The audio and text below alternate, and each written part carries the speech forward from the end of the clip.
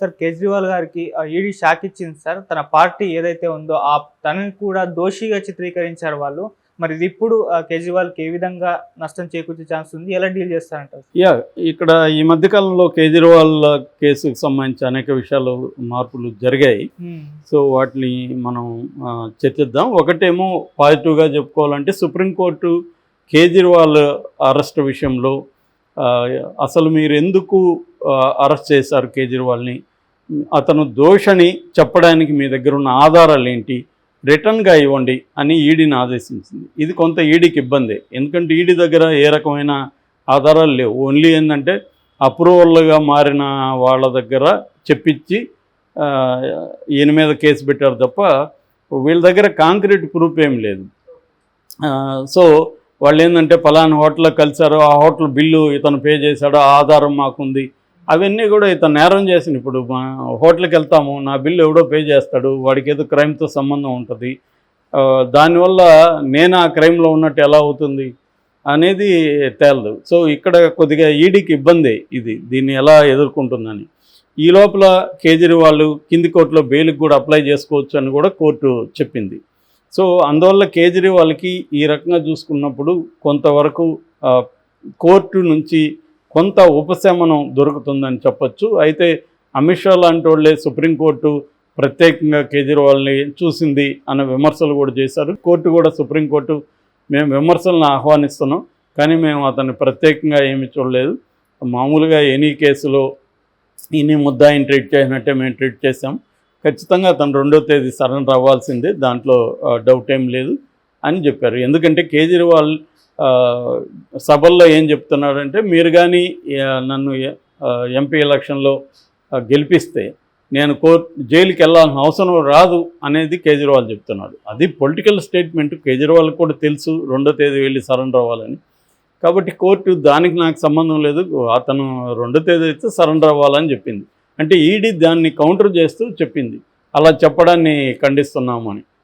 దాన్ని తప్పుదారి పట్టించడమే, గెలిస్తే జైలుకి వెళ్లకుండా ఎలా ఉంటాడు అంటే అది పొలిటికల్ స్టేట్మెంట్లు. దానికి మేమేం చేస్తాం, మేమైతే అతను 2వ తేదీ సరెండర్ అవ్వమను, సరెండర్ కానప్పుడు మేము ఎంటర్ అవుతాం, కానీ ఇప్పుడు అతను పొలిటికల్గా ఏమేమి మాట్లాడుతున్నాడు అనేది సంబంధం లేదు. ఈ కేసు గురించి మాట్లాడితే మాత్రమే అది కూడా నేను నిర్దోషి కాదు, అట్లాంటివి మాట్లాడొద్దని చెప్పినా అది అతను మాట్లాడట్లేదు అనేది క్లారిఫై చేసింది సుప్రీంకోర్టు.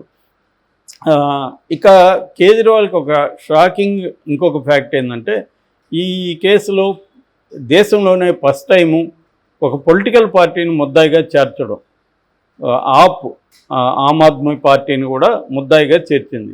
ఇప్పుడు ఆమ్ ఆద్మీ పార్టీని ముద్దాయిగా చేర్చడం వల్ల దాని అధ్యక్షుడైన కేజ్రీవాలే ముద్దాయి అవుతాడు మళ్ళీ. సో ఆ రకంగా కూడా కేజ్రీవాల్కి అనుబంధ ఛార్జ్షీట్ ఇప్పుడు వేసింది. దాదాపు 8,000 పేజీలు అనుబంధ ఛార్జ్షీటు. ఈ అనుబంధ ఛార్జ్షీట్ ఇప్పుడు 8వది. సో ఇది సుప్రీంకోర్టులో ఇంకా యాక్సెప్ట్ కావాల్సి ఉంది. అయితే ఇలా ఒక పార్టీని ముద్దాయి చేయొచ్చా అన్న చర్చ కూడా ఇవాళ దేశవ్యాప్తంగా నడుస్తుంది. ఇలాగానైతే అన్ని పార్టీలు కూడా ఫండ్ తీసుకుంటున్నాయి. ఆ రకంగా తీసుకుంటే బీజేపీని 6,000 కోట్ల పైన బాండ్స్లోనే ఫండ్ తీసుకుంది. బాండ్స్ లేకుండా ఎంత ఫండ్ తీసుకుంది ఎవరికి తెలియదు, బాండ్స్ లేకపోతే వేరే రూపంలో ఫండ్ ఇస్తే ఎవరికి తెలియదు. ఇదేంటంటే బాండ్స్, ఎలక్ట్రల్ బాండ్స్ అనేది లీగల్గా కనిపిస్తుంది, ఎవరెవరు కొన్నారనేది లిస్ట్ కోర్టుకు వచ్చేసింది. కాబట్టి రెండోది దాన్ని ఎలక్షన్ కమిషన్ వెబ్సైట్లో కూడా పెట్టాలన్నారు. కాబట్టి అది ఇప్పుడు పబ్లిక్ డొమైన్లకి ఆ బాండ్ లిస్ట్ వచ్చేసింది. కాబట్టి ఎవరెవరు ఇచ్చారు అంతా కూడా డీటెయిల్స్ వచ్చాయి. మరి ప్రతి పార్టీ, ఇప్పుడు ఫర్ ఎగ్జాంపుల్ సీఎం రమేష్ ఉన్నాడు, అతను తెలుగుదేశం మనిషి బట్ బీజేపీలో ఉన్నాడు, కాంగ్రెస్కి 30 కోట్లు ఇచ్చాడు అతను. మరి కాంగ్రెస్కి ఎందుకు ఇచ్చాడని ఆరా తీసినప్పుడు అక్కడ హిమాచల్ ప్రదేశ్లో కాంగ్రెస్ ప్రభుత్వం ఉంది, వీళ్ళ కంపెనీకి అక్కడ 1000 కోట్ల పైన కాంట్రాక్ట్ వచ్చింది, దానికోసం అతను పార్టీకి ఫండ్ ఇచ్చాడు. సో ఇప్పుడు దీన్ని ఏమనాలి, ఇది క్విట్ ప్రోకానా కాదా? వాళ్ళు ఒక ప్రాజెక్ట్ ఇతనికి ఇచ్చారు కాబట్టి, ఇతను ఫండ్ ఇచ్చాడు కాబట్టి ఇప్పుడు కాంగ్రెస్ ప్రభుత్వం అక్కడ ముద్దాయి కావాలి, కాంగ్రెస్ పార్టీ కూడా ముద్దాయి కావాలి, ఇతను కూడా ముద్దాయి కావాలి. అట్లాగే బీజేపీ కూడా ఫర్ ఎగ్జాంపుల్ ఇదే కేసులో ఉండే శరత్ చంద్రారెడ్డి బీజేపీకి 55 కోట్ల ఫండ్ ఇచ్చాడు. మరి ఒక కేసులో ఈడీ సిబిఐ విచారణ జరుపుతున్న ఒక కేసులో ముద్దాయి దగ్గర మీరెందుకు 55 కోట్ల ఫండ్ తీసుకున్నారు అంటే బీజేపీ ఏం సమాధానం చెప్తుంది? సో బీజేపీ కూడా ఏదో క్విడ్ ప్రో అతన్ని కేసులు ఇరికించకుండా ఉండడం కోసమే అతని దగ్గర ఫండ్ తీసుకుందని ఎందుకు ఆర్గ్యూ చేయకూడదు? సో క్లియర్గా ఏంటంటే ఇట్లా పొలిటికల్ పార్టీల మీద కానీ మొదలైతే ఏ పార్టీ కూడా మిగలదు. ఎందుకంటే అన్ని పార్టీలు కూడా ఫండ్ తీసుకోకుండా, ముఖ్యంగా బిజినెస్ పీపుల్ దగ్గర, కంపెనీస్ దగ్గర ఫండ్ తీసుకోకుండా ఏ పార్టీ కూడా సర్వైవ్ కాదు. అన్ని పార్టీలు చివరికి జనసేనకి అధికారం లేదు, ఏం లేదు. దానికి కూడా మేఘా కృష్ణారెడ్డి వాళ్ళు 20 కోట్ల పైన ఫండ్ ఇచ్చారు. ఎందుకు ఇచ్చారు మరి జనసేనకి? అంటే ఏదో మేఘా కృష్ణారెడ్డికి పవన్ కళ్యాణ్ ఏదో ఫేవర్ చేసుంటేనే కదా ఇస్తారు, చేసుంటేనో చేస్తానని హామీ ఇస్తేనో కదా ఇస్తారు, లేకపోతే మేఘా కృష్ణారెడ్డికి జనసేన మీద ఏం ప్రేమ? సో క్లియర్గా ప్రతి పొలిటికల్ పార్టీకి ఫండ్స్ అనేవి కంపెనీలు ఇస్తాయి. ఎందుకంటే ఆ పొలిటికల్ పార్టీలకి 2 రకాల కారణాలతో ఇస్తాయి. ఒకటేమో అధికారంలో ఉన్న పొలిటికల్ పార్టీ తనకు ఫేవర్స్ చేయడానికి, తన కంపెనీస్కి కాంట్రాక్ట్స్ ఇవ్వడానికి ఇస్తాయి. ప్రతిపక్షం వాళ్ళకి కూడా ఇస్తాయి. ప్రతిపక్షం వాళ్ళకి ఎందుకు ఇస్తాయంటే, మా కంపెనీ మీద మీరు ధర్నాలు, రాస్తారోకాలు, ఆందోళనలు, కోర్టులకు పోవడం ఇవి చేయొద్దండి అని చెప్పడానికి ప్రతిపక్ష పార్టీలకు కూడా ఈ ఫండ్స్ ఇస్తాయి. అందుకని ప్రతిపక్ష పార్టీలు ఉత్తుత్తి పోరాటాలు కొన్ని కంపెనీ మీద చేసి సైలెంట్ అయిపోతుంటారు.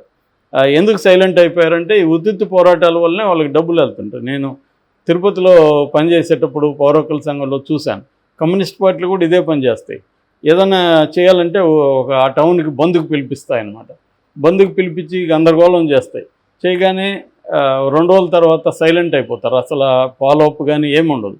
ఎందుకురా వీళ్ళు సైలెంట్ అయిపోయారంటే, ఏ కంపెనీ గురించి చేశారో ఆ కంపెనీ వాళ్ళకి ఫండ్ ఇచ్చేసింది. సో సైలెంట్ అయిపోతారు. ఇది కామన్ అనమాట. ప్రతి పొలిటికల్ పార్టీ, కమ్యూనిస్ట్ పార్టీలతో సహా ప్రతి పొలిటికల్ పార్టీ కూడా ఫండ్ తీసుకోవడం అనేది కామన్. ఇంక్లూడింగ్ మావోయిస్టులు కూడా పెద్ద పెద్ద కంపెనీల దగ్గర నుంచి ఫండ్స్ తీసుకుంటారు. వాళ్ళు దండకారణ్యంలో ఉన్నారు కాబట్టి దండకారణ్యంలో అతిపెద్ద ఫ్యాక్టరీస్, కంపెనీస్ ఉంటాయి. తాపర్ గ్రూప్ ఆఫ్ ఇది పేపర్ ఇండస్ట్రీస్, ఇట్లా చాలా ఉంటాయి అక్కడ, వేదాంత, ఇవన్నీ వాళ్ళ దగ్గర వాళ్ళు ఖచ్చితంగా ఫండ్ తీసుకుంటారు, ఆ కాంట్రాక్టుల దగ్గర తీసుకుంటారు. అవన్నీ జరుగుతూ ఉంటాయి. కాబట్టి ఏ పొలిటికల్ పార్టీ కూడా ఫండ్స్ తీసుకోని పొలిటికల్ పార్టీ ఏది ఉండదు. పొలిటికల్ పార్టీని నువ్వు క్రిమినలైజ్ చేయడం మొదలు పెడితే ఏది మిగలదు. సో మరి ఆప్ని ఇప్పుడు చేశారు, దీని మీద సుప్రీంకోర్టు ఏం చెప్తున్నా చూడాలి. ఇదే కాంటెక్స్లో ఇంకొక విషయం కూడా ఇక్కడ డిస్కస్ చేయాలి. అదేంటంటే ఈడీని కూడా కంట్రోల్ చేయడం స్టార్ట్ చేసింది సుప్రీంకోర్టు. అది వచ్చి వేరే ఒక కేసు అనమాట.